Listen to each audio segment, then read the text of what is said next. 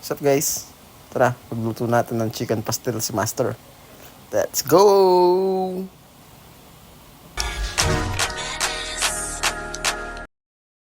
Hugasan natin ang ating chicken breast. Kailangan malinis na malinis yan mga kaigan. Then, pakuluan natin. Lagyan natin ng bawang, paminta, at syempre, ang nag-iisang magic sarap. Ay, asin pala. Sorry. Ito pala, ang ating magic sarap. Yan. Magic sarap. Baka naman. Then, bawang. Syempre, gagamit tayo ng manual food processor dyan. Yan, binalatan ko lang ng isa-isa. Kasi, di tayo professional. Ayan. Tabi natin yung mga balat. Lagay pala natin dyan is isang buong bawang. Ayan, nagiling ko na gamit ang ating manual food processor.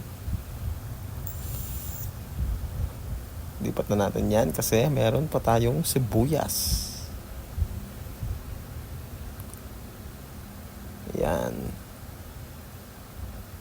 Siya natin kinakamay natin mga kaigan. Malinis na po yan. Tatlong beses po ako nangugas ng kamay.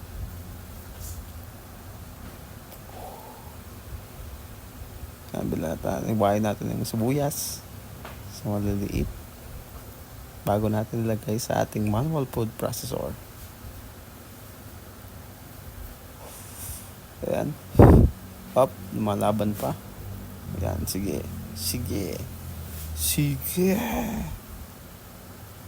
Ayan, tignan natin kung luto na ang ating pinakuluang chicken breast. Hanguin na natin at palamigin.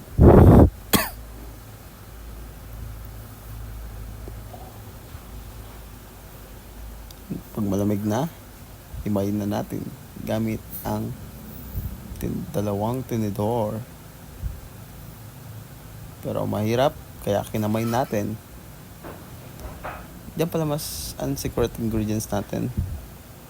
Lagay tayo ng bawang.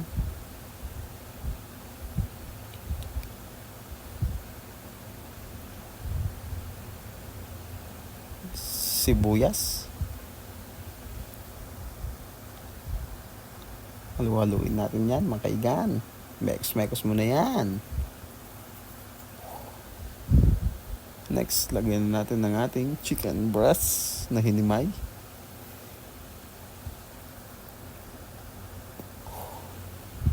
Haluin ulit.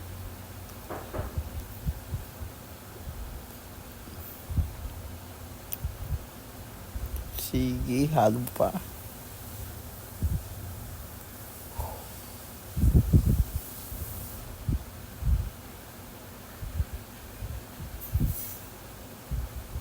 Haluin na lang ng haluin yan mga kaigan. Hanggang mawala yung mantika at sipsipin ng ating chicken breast.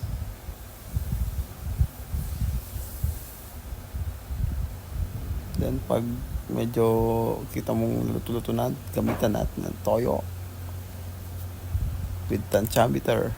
Halo ulit hanggang magkulay lahat ng toyo.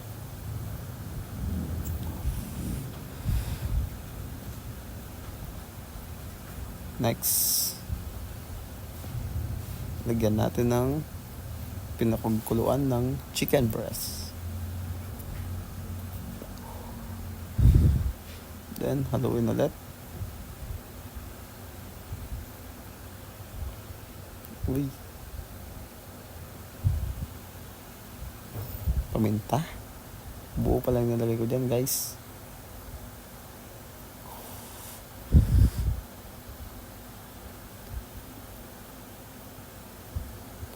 Ng oyster sauce.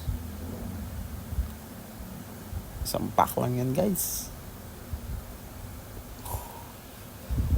Then, haluin mo yung oyster. Halo lang. Sige.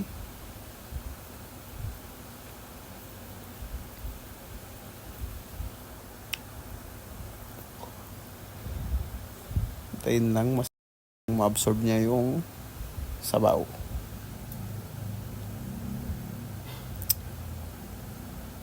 Lagyan mo ng konting asukal para mabalance yung lasa. Then halo.